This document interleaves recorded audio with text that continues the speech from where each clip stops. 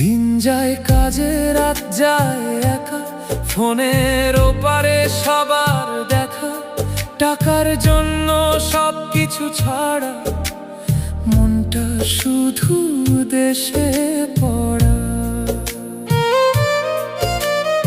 একদিন ফিরবো নিজের ঘরে, মায়ের কোলে মাথা রেখে।